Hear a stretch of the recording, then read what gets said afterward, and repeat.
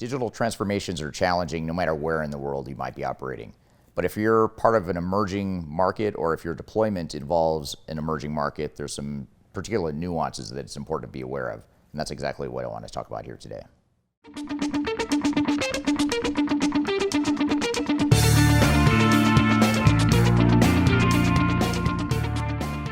My name is Eric Kimberling. I'm the CEO of Third Stage Consulting. We're an independent consulting firm that helps clients throughout the world on their digital transformation journeys. And when you're part of a deployment or a digital transformation of technology that's going to affect emerging markets, any sort of country that's not fully developed or not one of the more advanced economies in the world, you oftentimes face different nuances and challenges that are unique to those emerging markets. And so what I want to talk about today are not necessarily what are all the things you need to do to make a digital transformation successful in general. I've included a lot of other videos and links below that capture that general knowledge base. But in this video, I want to talk specifically about what are those nuances and differences with deployments in emerging markets and what are the things you should be aware of if you're about to embark on a digital transformation that involves emerging markets. Reliable infrastructure is something that's very challenging in a lot of emerging markets. And so connectivity becomes a big challenge for organizations, especially if they're deploying technology that's based in the cloud.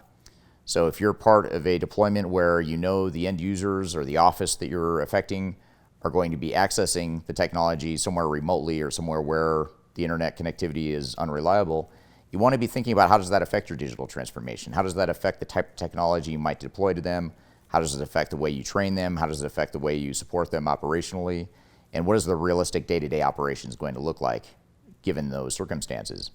I'll give you an example. We had a client recently that was deploying a cloud-based ERP system to 90 different countries, and most of those 90 countries were in emerging markets where internet connectivity was challenged at best, unreliable at best. So what we had to do is look for sort of a hybrid approach where we had some sort of on-premise backups of information and a way to work around when the internet connectivity dropped off, they could still be doing their jobs, and then once the internet connection came back on, that's when the sync would happen with the cloud-based solution. So not all technologies can support that, so it's really important to understand how is it we're going to deploy the technology, not just from a usability and an operational perspective, but from an IT infrastructure perspective. What is that going to look like, and how are we going to deploy that technology to the organization? Another common type of technology solution we see with emerging markets is oftentimes you'll see the parent company or the part of the company that is based in a more advanced or reliably internet connected type of environment. They'll be operating from a cloud-based type of solution, but then the emerging markets or the local offices might have their own technology that might be on-premise, or it might be a smaller, more focused type of solution that could then sync back or integrate back to the core solution that's being used by other parts of the organization. And this two-tier technology approach is something that we see oftentimes with ERP deployments. So you have sort of your back office financials and your inventory management that might be managed within the core ERP system, but then the local offices might have their own technologies that they use to manage their own operations, and then you integrate back to those back office technologies at the home base, if you will. So that's just a couple examples of how you might use technology differently in this sort of environment. But regardless of what you do or what your exact solution is, it's important to recognize this risk and make sure you have a good plan for how you're going to address those potential connectivity issues. Whenever you're dealing with a global organization or offices throughout the world with different cultures and different backgrounds and education levels and whatnot, you're inevitably going to be having different levels of capabilities maturity. So in other words, you're going to have some offices or some locations that are more advanced than others, more knowledgeable than others, more ready for change, more educated, stronger skill sets, whatever the case may be. You're going to have varying degrees of skill sets and maturity and capabilities in general. So you want to recognize for each location or whatever location you're dealing with, what is the maturity of those capabilities so that you're sure to address that from a change management and also an implementation strategy perspective.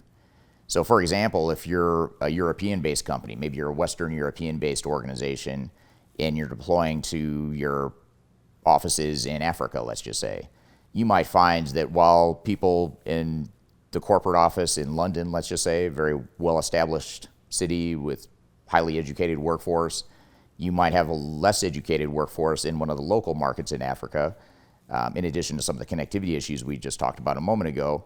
And so what we need to do is recognize how those skills are different. We all have different cultures and different backgrounds and different skill sets, so how are we going to address those different parts of our organization differently based on those capabilities and maturity levels?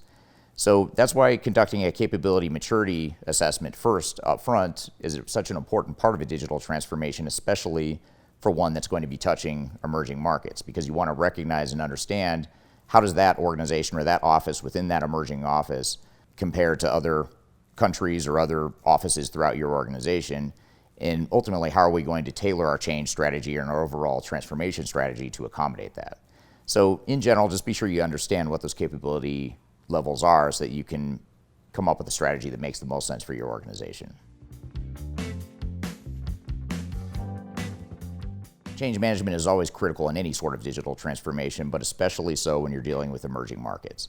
Partly because you have skills and competency gaps or differences or variations between different locations potentially, but also because you have different cultures. So you're dealing with a culture that might be completely different than an organization that's implementing in a different country. So it's important to recognize what are those cultural nuances. How are the people different? How do they respond to change? How do they respond to learning? How do they learn best? All those sorts of things are very important, in addition to understanding what the actual impact is to them in particular, which is going to look a lot different than the impact to an office in a different country or to a different culture, whatever the case may be. Some other nuances to consider from a change management perspective are certainly going to be what is the local culture like, and how can we tailor our change management activities to fit that local culture that we may or may not be very comfortable with or familiar with ourselves if we're not part of that local culture. We also have to understand people's ability to change quickly. Some locations or offices are just going to be able to adapt more quickly and easily than others. And that's not a good or bad thing.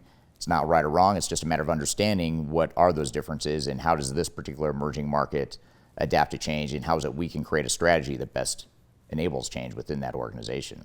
And then you also have language. You also have to think about what is the local language, how do people learn and communicate best, and how can we develop a change strategy that best addresses that local emerging market.